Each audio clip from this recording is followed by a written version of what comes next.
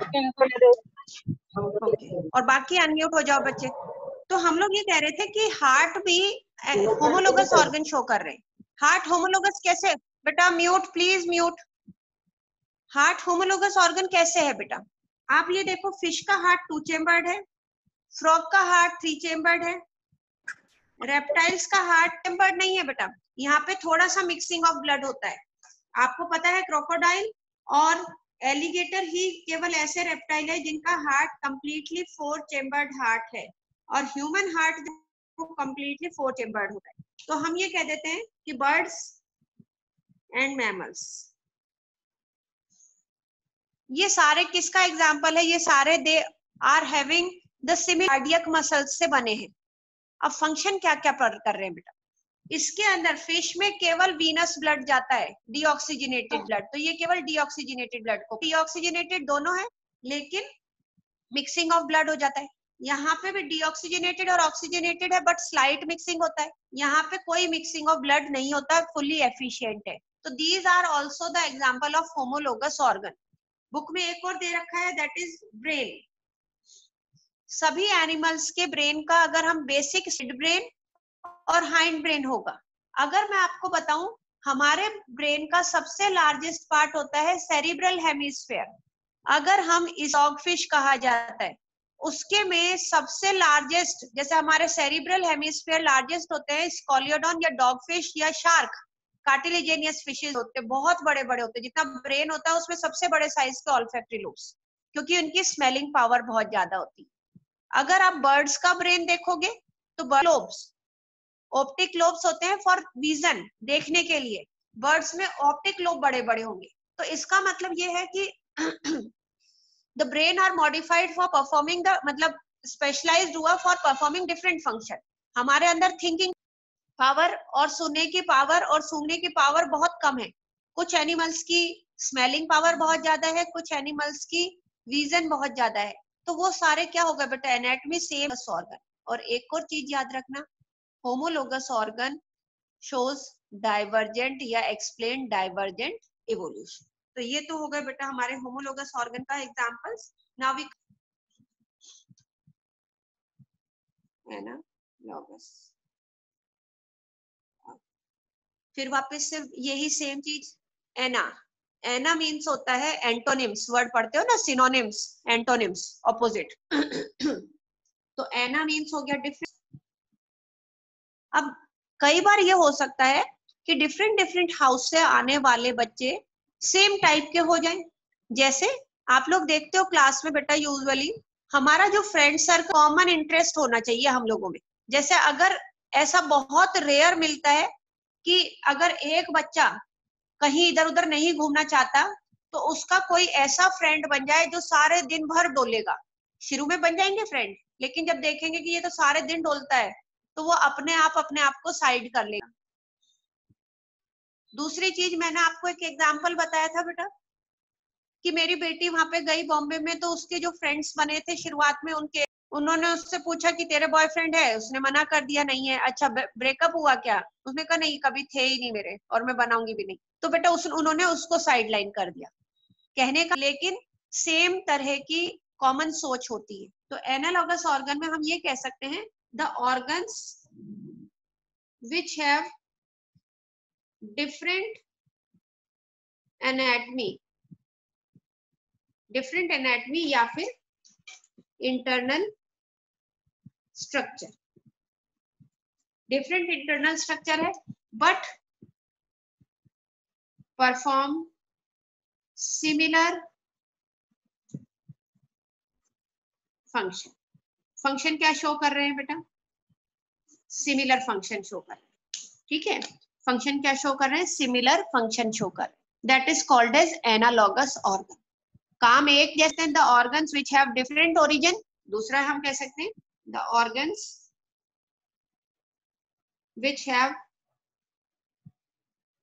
Different origin but perform similar functions. origin ये हो जाते हैं बेटा analogous organ.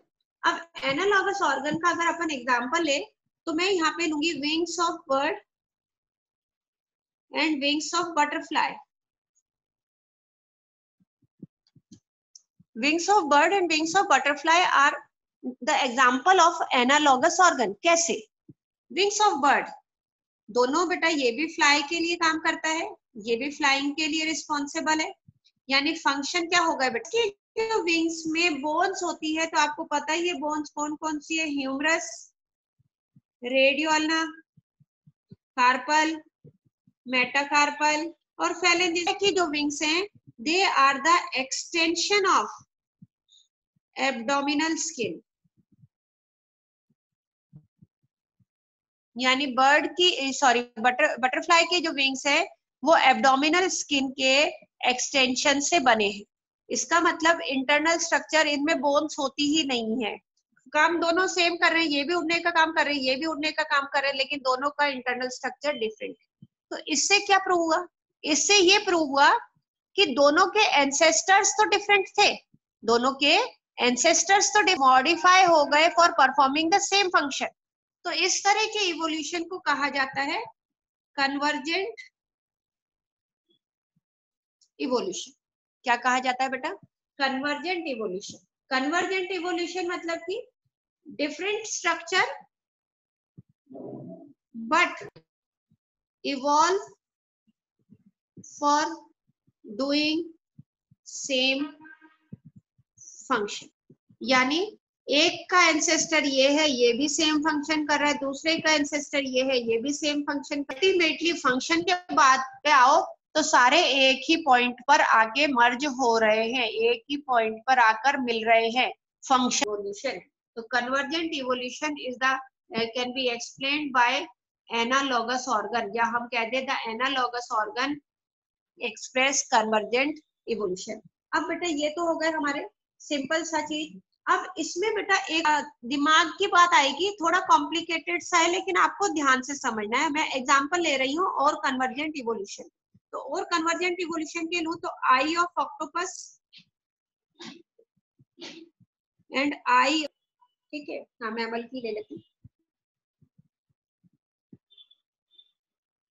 I of octopus and eye of man, दोनों की आईज का एक ही काम है, फोटो रिसेप्टर। यानी दोनों ही लाइट को रिसीव करती है, लाइट के लिए सेंसिटिव है, लेकिन दोनों का ओरिजिन देखे दो डिफरेंट, इन दोनों के स्ट्रक्चर में बहुत ज्यादा डिफरेंस है। ठीक है, ये सेकंड एग्जांपल हो गया बेटा। थर्ड एग्जांपल में लेती हूँ। तो थर्ड एग्जांपल में लूंगी तो ये आता है बेटा flipper of penguin and flipper of dolphins. मैं इसको ना तो होमोलोगस ऑर्गन में रख सकती हूँ और ना मैं इसको एनालॉगस ऑर्गन में रख सकती हूँ। जरा ध्यान से समझने की कोशिश करना कि दोनों का काम फंक्शन देखा जाए तो दोनों ही किसके लिए यूज करेंगे बेटा? स्विमिंग के लिए। आपको पता है पेंगुइन के जो 4 विंग्स होते हैं वो हार्ड हो जाते हैं और वो स्विमिंग में हेल्प करता है, और डॉल्फिन के भी जो फ्लिपर्स हैं वो स्विमिंग के ही काम करते हैं। अगर मैं इनका इंटरनल स्ट्रक्चर देखूं तो ध्यान से सुनना, लेकिन इसको दिमाग में ज्यादा देर मत रखना।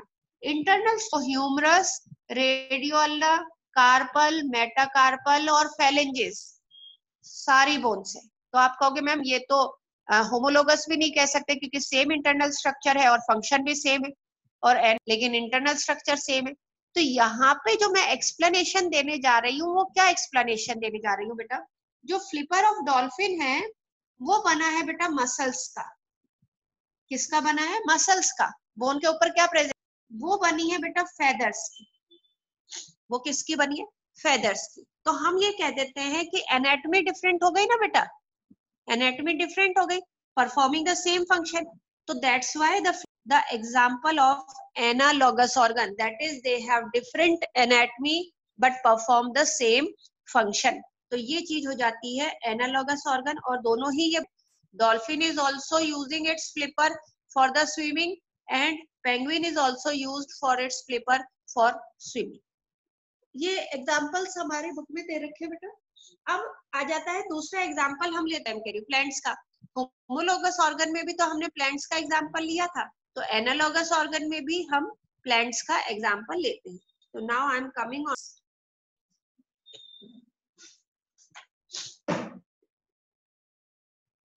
Analogous organs in plants. Plants में अगर हम देखें तो sweet potato and potato, sweet potato और पोटैटो, स्वीट पोटैटो मतलब शकरकंदी और पोटैटो मीन्स आलू। दोनों का काम क्या है बेटा? दोनों का फंक्शन सेम है, स्टोरेज ऑफ फूड, है ना। ये दोनों का सेम फंक्शन, दोनों फूड स्टोर करते हैं बेटा। अब ओरिजिन क्या है? तो स्वीट रूट, ये रूट का मॉडिफिकेशन है, and potato is a modified stem, ये स्टेम का मॉडिफिकेशन है। तो both are having analogous organ means those which have different interform a similar function, that is the storage of food, and that's why the potato and the sweet potato and potato are the example of analogous organ। ठीक है, तो analogous organ हमें क्या कि the organisms start performing the similar function when start living in a similar habitat, यानी एक similar type के function करने लग जाते हैं। ठीक है, तो हम ये भी कह सकते हैं कि when different organisms living in habitat, then they are selected for similar adaptive feature। बेटा थोड़ा मंदा हुआ। अगर सिमिलर हैबिटेट में रहने लगते हैं तो नेचर उनको सेलेक्ट करता है किसके लिए बेटा? Same adaptive feature. यहाँ पे स्वीट पोटैटो को भी नेचर ने सेलेक्ट किया,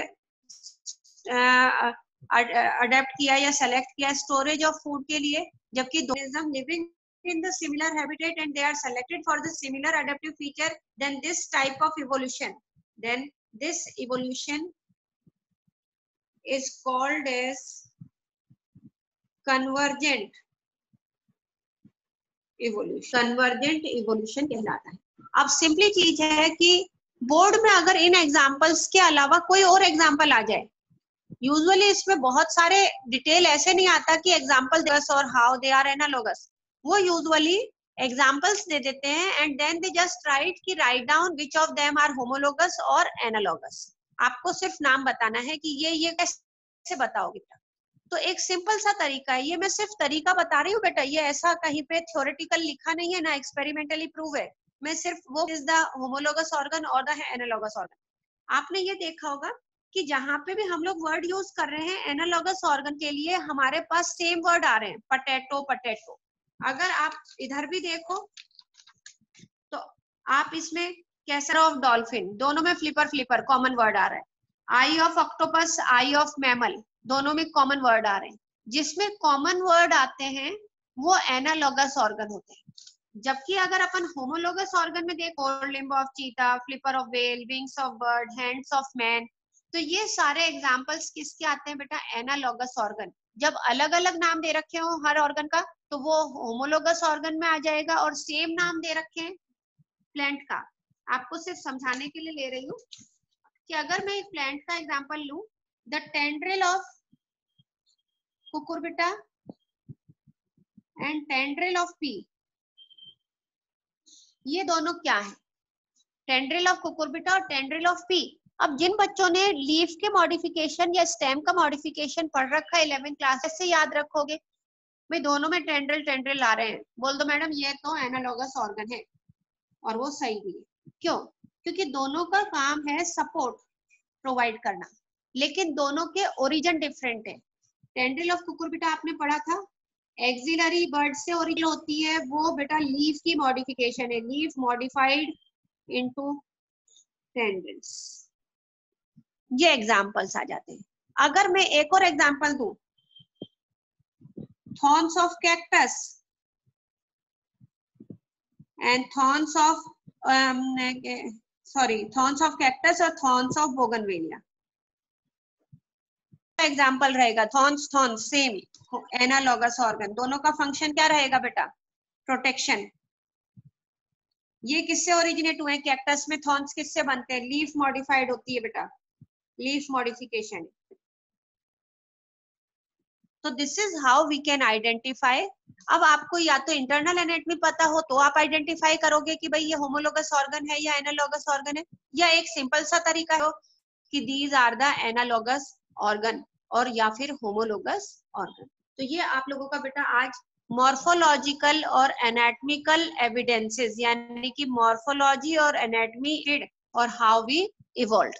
In the next topic we will study the biochemical similarities that according